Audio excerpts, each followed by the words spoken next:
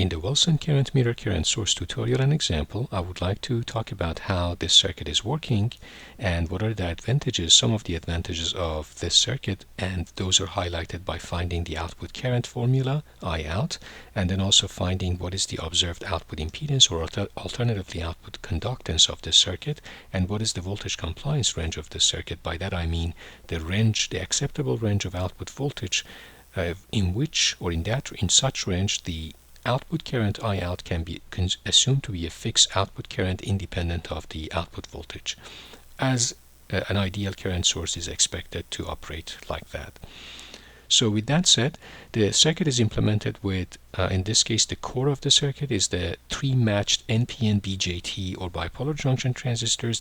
They should be matched in the same package on the same substrate so that they benefit from the same PN junctions properties. The PNP bipolar junction transistor is a separate transistor, so we can select it separately, but basically the combination of that and Zener diode provides us with an initial reference current in this design. So initial reference current is coming this way, and then the mirror, this portion or the core, is trying to mirror that current to the output in a way that it comes or result in many beneficial properties of the circuit, because for an ideal current source we expect a fixed I out for a good range of output voltage and a very high R out, ideally infinite R out, which of course is not possible in real world. So that's what we are chasing. In the process, I will briefly talk about the proper selection of, let's say, components, being the Zener diode or being, let's say, the PNP or NPN transistors that I will talk about. So allow me to talk about briefly how we get to this IREF initially, so that then I can focus on how the circuit is copy pasting that IREF or mirroring that IREF into I out. So the first portion is, let's find this guy. Okay, so we have this little branch here as a series of R1 and 4.7 volt nominal Zener diode. This is just an example. You can select any Zener diode that you like for a given example and given selection of the supply voltage. So let's say if the supply voltage is, as an example, 10 volt, and if we desire 4.7 volt Zener diode, the most important thing about Zener diode is selecting something that is practical and with reasonable power consumption if power matters to you, and definitely very stable design or let's say component. For the stability, variation of this guy matters, so make sure you double check that. But then more important than that, temperature coefficient or thermal coefficient of the Zener diode matter. I'm going to show you that a good choice here has, for example, temperature coefficient of 0.03% per degree C or Kelvin, which means for the PN junction temperature or for the junction temperature of this Zener diode, every degree C or degree Kelvin change in the temperature of the junction will result in 0.03% change in the 4.7 volt nominal voltage of this Zener diode. In this case, it's a positive temperature coefficient, so every 1 degree C increase in the junction temperature result in 0.03% times 4.7 volt change in the nominal voltage increase, basically. So that's how it works. There are many choices available for Zener diode, of course. Vishay or Mouser, Vishay Semiconductor has many good ones.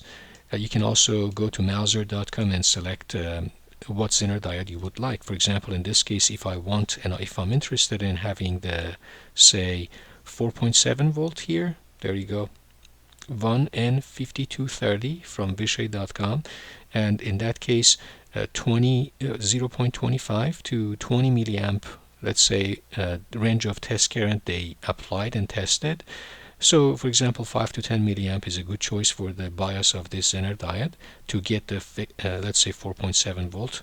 And then at the same time you can see that the temperature coefficient is pretty low, 0.03%, as I talked about.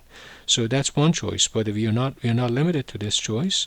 For example, let's say there are options available from Microsemi. So there you go. Again, you can find these easily in Mouser, for instance, or Vishay. So in Microsemi, for example, if we are interested in 4.7, there you go, 1N5522 4.7 volt Zener diode, that's a reverse voltage, and then the test current is milliamp, is 10 milliamp, and for that test current Zener diode is properly working because it reports that the data sheet reports that the maximum Zener impedance in terms of ohms is just 22 ohm, indicating that Zener diode is pretty on. And so the whole operation is like that. We just need to properly select the Zener diode of interest we have in mind. So with that said, let me just focus on the design we have here. Okay, so what do we have? Let's have 10 volt. Let's shoot for, as an example, 10 milliamp for the Zener diode. 5 milliamp might be just good enough. So if that is the case, then what I can say is that I want the current of the Zener diode to be 10 milliamp. And that current obviously is, if the Zener diode is on, we have this reverse voltage across the Zener diode of 4.7 volt. It means that since the other side is connected to ground, 0, so we have 4.7 volt at the base of the PNP BJT transistor, nominal. So that means the voltage drop across R1 is simply 10 volt minus 4.7. So that would be 5.3 volt, obviously. So plus minus, I'm going to write it here, plus minus 5.3 volt. And therefore I can find the current that is passing through R1 and Z, the Zener diode in series, setting it to 10 milliamp, and it will be much larger than the base of the, let's say, the base of the current for PNP transistor, so I can neglect this base transistor, this base current. So I have 10 volt minus 4.7 divided by, let's say, the resistor R1, and I want this to be 10 milliamp. So if I compute this, resistor R1 is computed to be 530 ohm, as an example. So we can find 530 ohm here for R1. Now, we have 10 volt here. We have total of 5.3 volt across a series of R2 and PN junction of the PNP bipolar transistor. So we can find the IREF. So I can say IREF.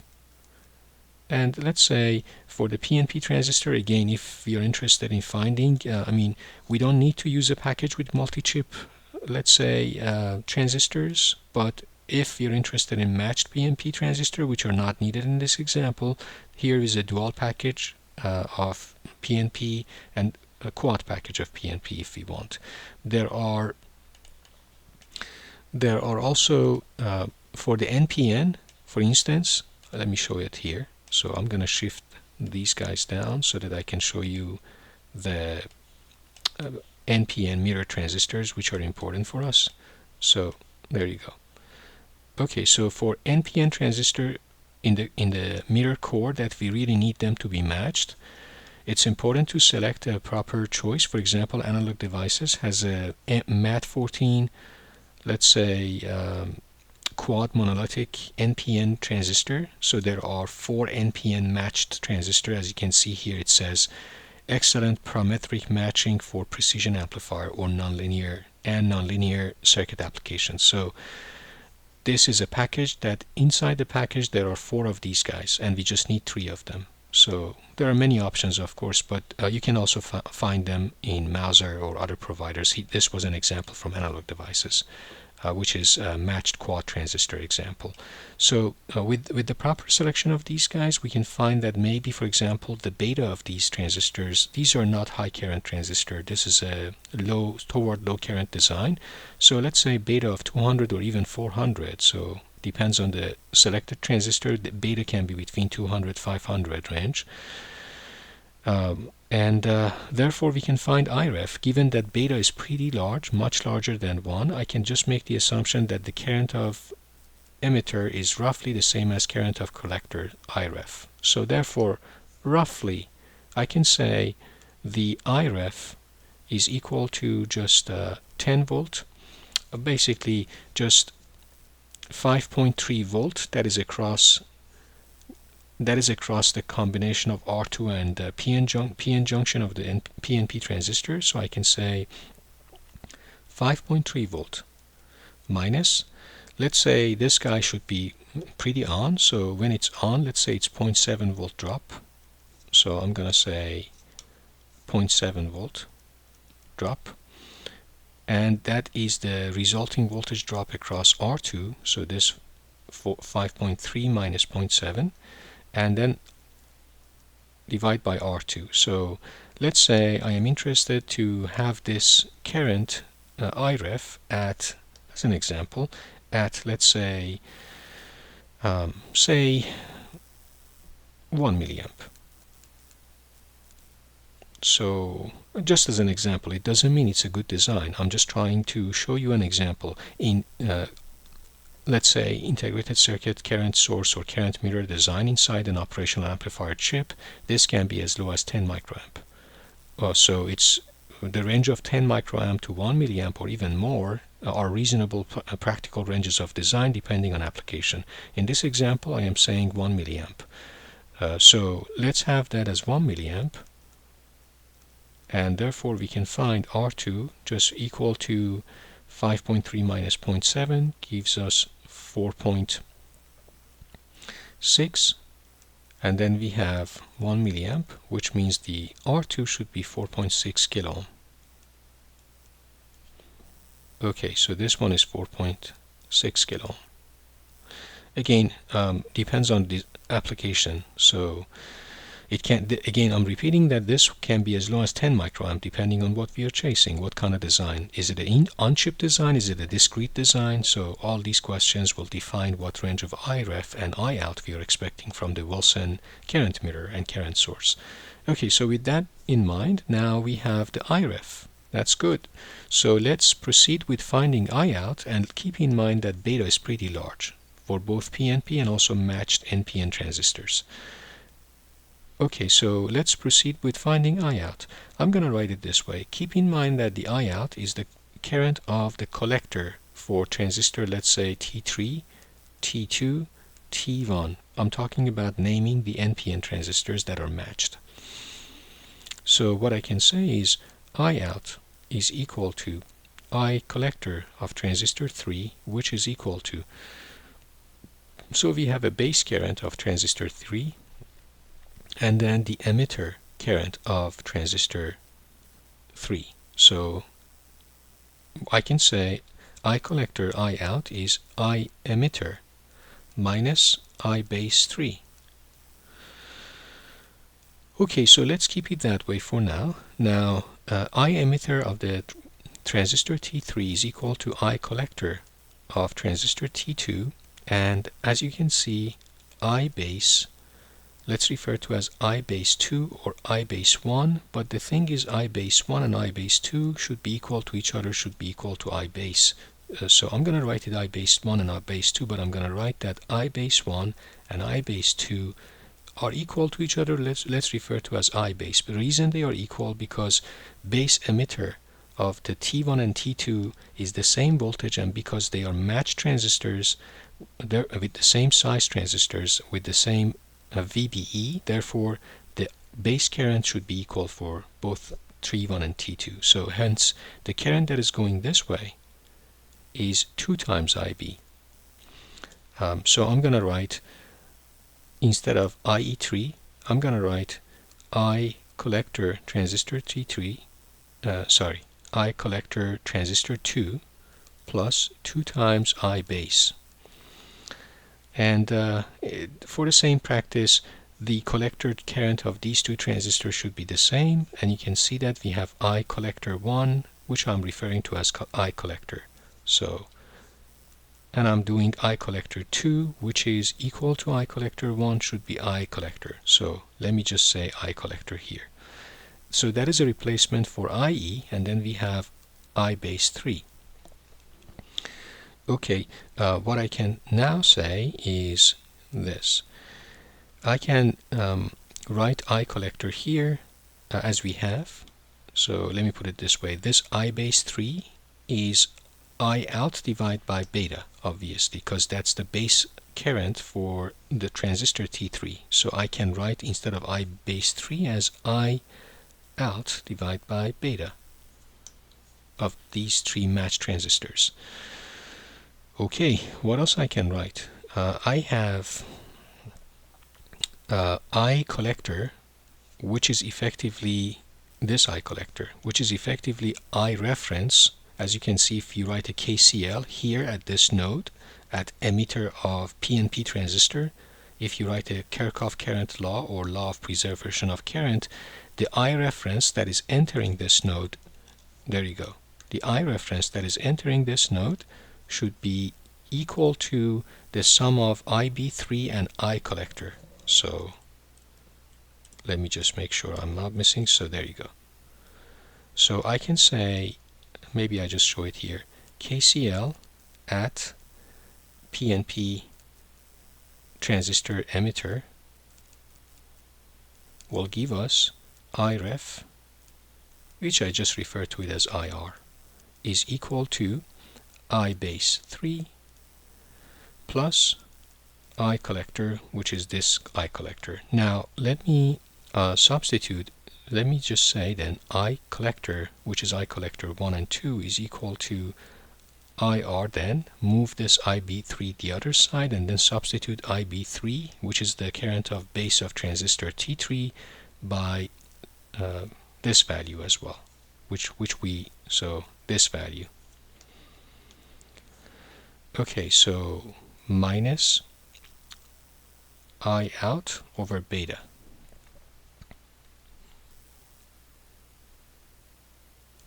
And recall that also the relation between IB and IC is clear. So it is effectively I collector, and we have 1 plus 2 over beta minus I out over beta. So we are almost done about that, because here we found I collector as a function of IR and I out. So I'm going to substitute in the equation 1, I'm going to substitute the result from equation 2. So using 1, substituting information from 2, substituting for IC, I get I out is equal to IR minus I out over beta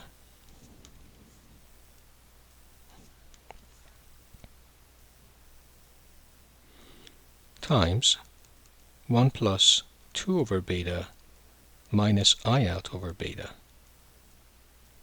So if we clean this up, what we find is I out is simply equal to beta square plus 2 beta plus 1 divided by, I have pre-calculated this, so we will end up with beta square plus 2 beta plus 2 divided by beta square plus, let me just make sure I'm not missing something. So what we find is I out is beta square plus 2 beta divided by beta square plus 2 beta plus 2 times I reference. So that is sort of a more detailed equation, but given that beta is much larger than 1 for these transistors, the current gain of the transistors, beta is just the collector current divided by the base current for these transistors, or basically the current gain. So given that beta is pretty large, therefore we can neglect or practically approximate this as 1. So given beta is pretty large, much larger than 1 for these transistors, therefore I out is approximately equal to I reference. So that's one good thing. It's as if you're getting rid of the effect of IB3 and that is seemingly subtracted from IREF. So the circuit is, the Wilson current meter is working in a way that it's doing a I base cancellation for us. Therefore I out is practically equal to the I reference that we have in this circuit. So by I reference we set the current that we want at the output of the circuit. That's the beauty of the Wilson current source. Now let's move on to a computation of the voltage compliance range. What is that? Okay, since we have grounded the lower side of the circuit, which can be a negative. So if we could have, instead of you grounding or connecting to ground, we could have connected to a negative voltage supply. That's possible. But in this case, since we have connected to ground, what happens is we need, let's say, at minimum, so when V out is reduced to minimum acceptable value, this transistor need to be in active region, so we need at least 0.6 volt across the base emitter voltage of this transistor for the operation. Preferred is 0.7, but minimum 0.6. Then there is a shorting or connection from base to from collector to base. Basically, this transistor is like a diode. And then we have the transistor T3 that we needed to work in active region. So the minimum really acceptable is voltage of collector emitter should be at minimum 0.2 or larger, so 0.2.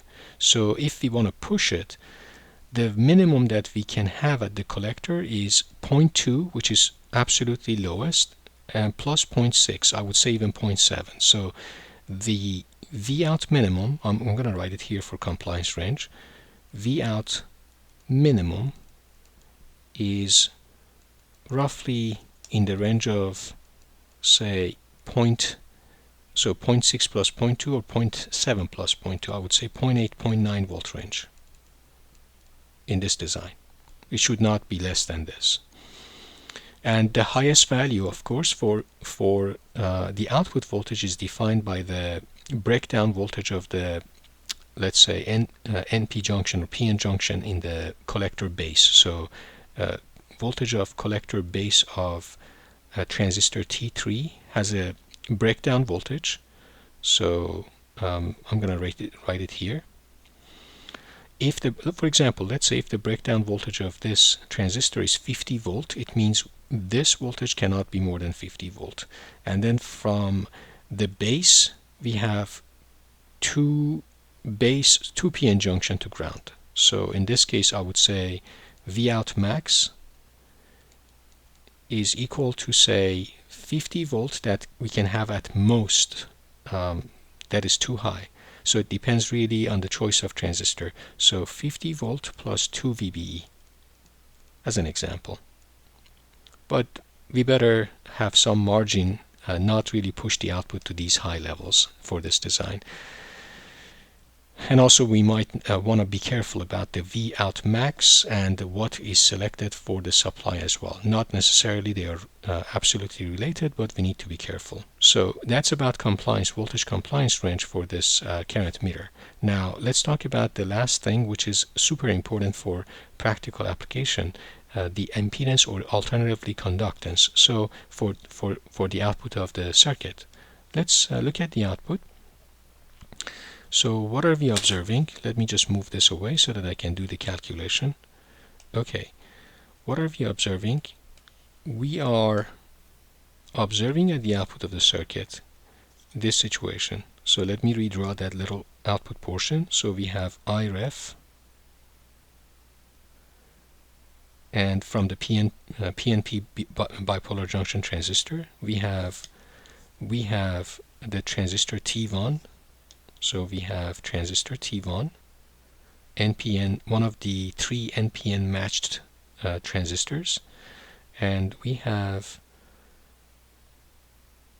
the diode effectively here, the transistor T2 that is matched to T1,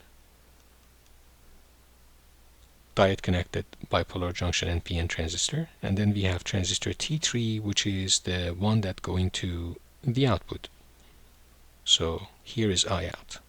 And then when we want to measure output resistance or conductance, what we do is we let's say apply delta V voltage here. So it's a small signal analysis or delta V analysis that we want to do. So we apply delta V change, and we want to see what delta I out change we are observing. So that's the technique we are dealing with.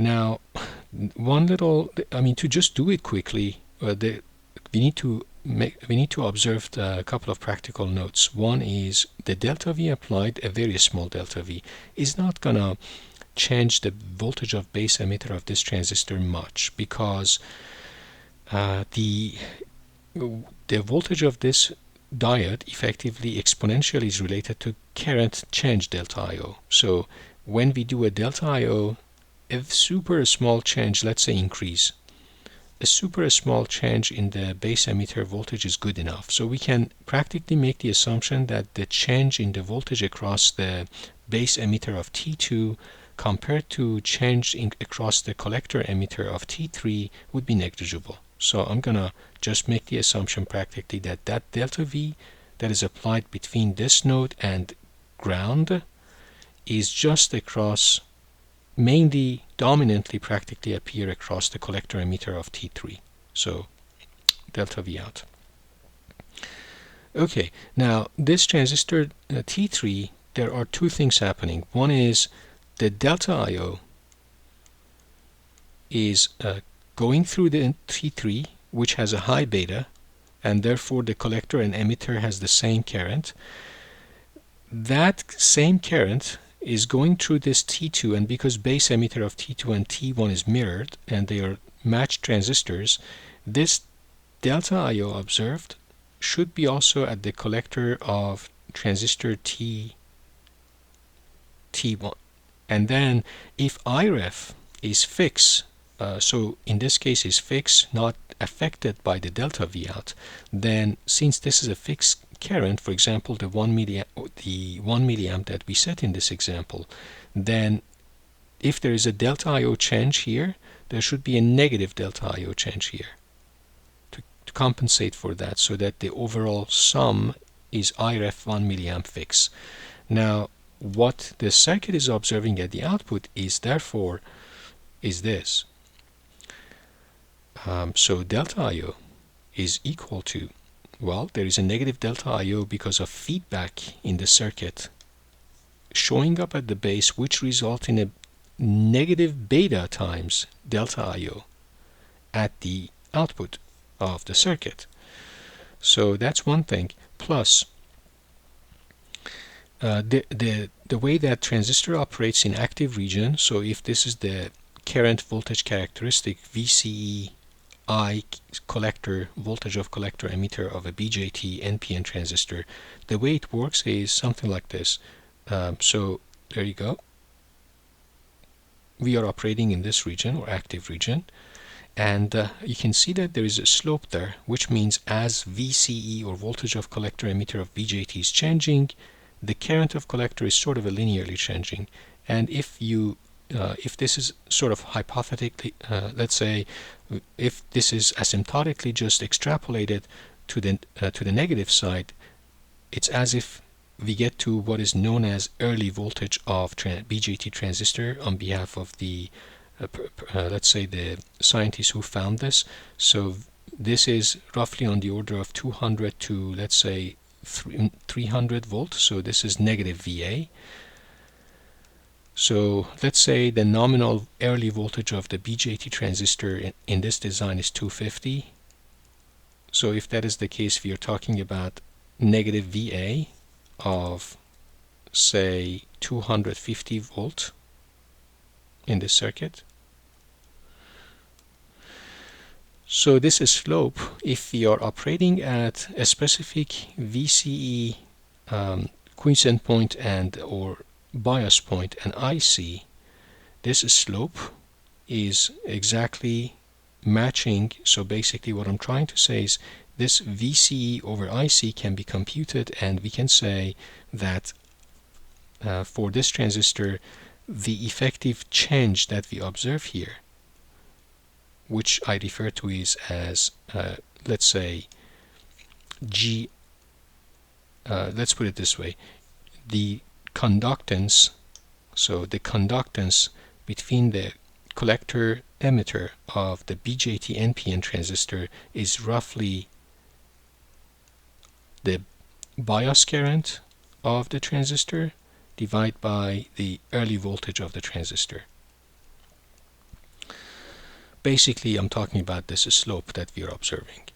So that defines, for transistor T3, basically we have two events going on. We have an ideal transistor T3 without any early effect basically as if transistor is just flat in the active region, not with a slope. So that transistor is modeled like here. So this is ideal T3. And then we have the impact of that collector emitter GCE, or alternatively you can say RCE, which is 1 over GCE. Instead of conductance, you can refer to it as an impedance. So, and then the ideal transistor is at the collector is giving negative beta delta IO, which is beta times the negative delta IO we notice as a result of what we did in the base. And then we have another current here. So what happens is, for this setup, the delta IO is equal to KCL at the collector of transistor T3. I can say delta IO is equal to, practically equal to, minus beta delta IO, and then plus, as I said, we can practically say that across the collector emitter, as we talked about, the delta V out that we applied is going to appear. So we have plus minus delta V out. So therefore, plus GCE times, let's say, so I'm going to put it this way, plus delta V out times delta V out. So what I get from this approach is, if I move this guy to the other side, I get delta I out 1 plus beta equal to GCE delta V out. So delta I out over, let me write it here. So delta I out over delta V out for this design is equal to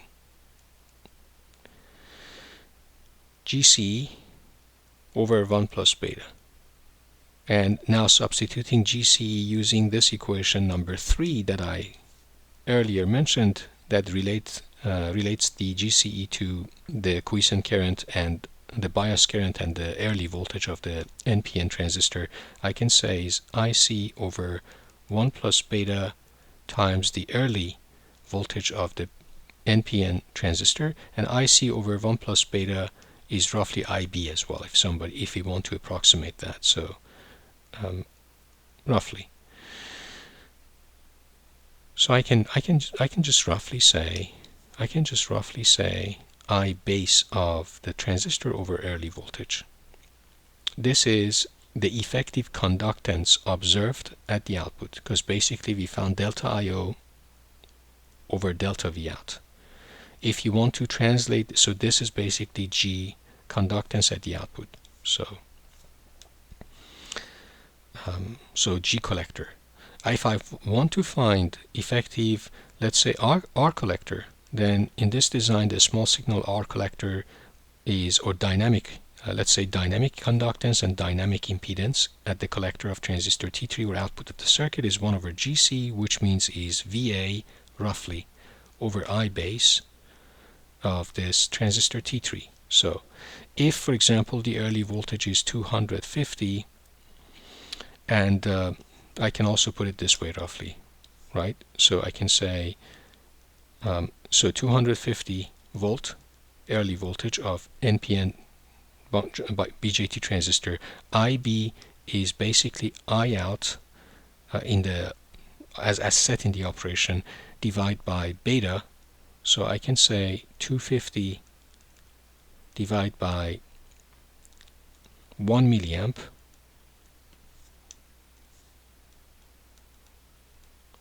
divide by, say, beta of 200.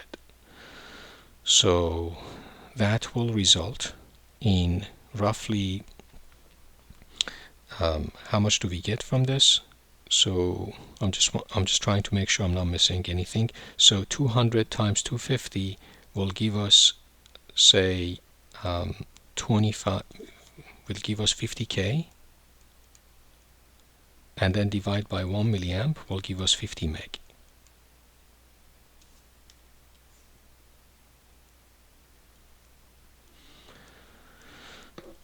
So that's an interesting outcome. That is showing that in this circuit, one of the main advantages, we are able to realize a very high output impedance in this design. And also very low output conductance. You can say that conductance is over 150, so GC, or output conductance, in this design 1 over RC is 1 over 50 meg, which is 20 nanosiemens. So that is also pretty low. So what does it mean? It means that, for example, when you look at this one, the meaning of this is, since we go back to the definition of GC, delta I out over delta V out. So that means for a 1 volt change, in the output and the output voltage, how much change we are observing, or sensitivity basically, we are observing in the output current of this current source. How ideal is this current source? So if we have 1 volt change in the delta V out basically, then multiplying that by 20 nanosiemens, this is S, nanosiemens, then it will give us a pretty small change, so 20 nanoamp basically, in the value of the output current, which shows that this is a very good design in terms of realizing practically ideal current source using Wilson current mirror, because with the V out that is changing, the delta I out is very minimal. So that's the benefit of the Wilson current mirror and current source. I hope that this example is helpful in terms of showing how Wilson current mirror and a current source designed using a combination of Wilson current mirror and the Zener diode is working, how we can compute the output current and showing it is equal to I reference here, and then how we can compute the output conductance and impedance and the sensitivity of this circuit in terms of output current sensitivity as a function of output voltage variation and the compliance voltage range, or voltage compliance range. I hope this is helpful. Thanks for watching.